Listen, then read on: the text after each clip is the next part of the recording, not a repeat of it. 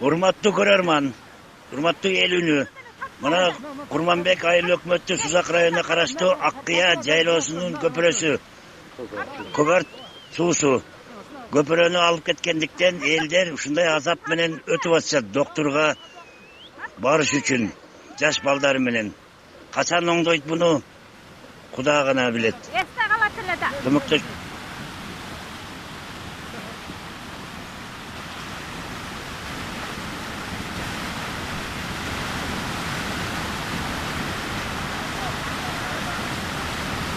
Seni de katlamaz.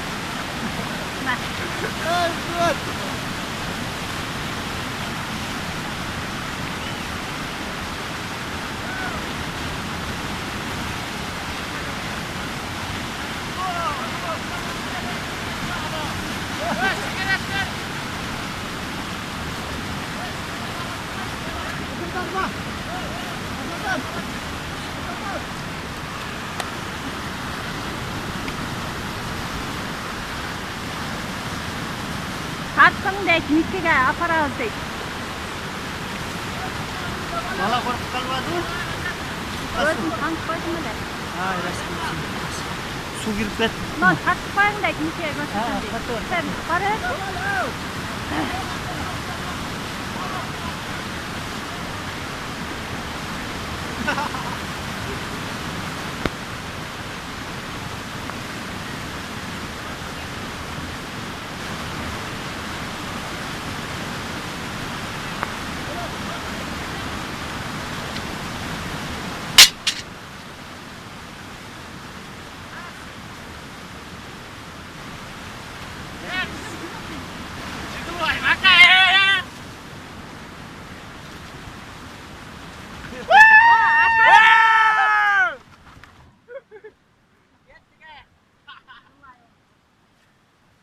Şimdi çekeceğim varıp geldik.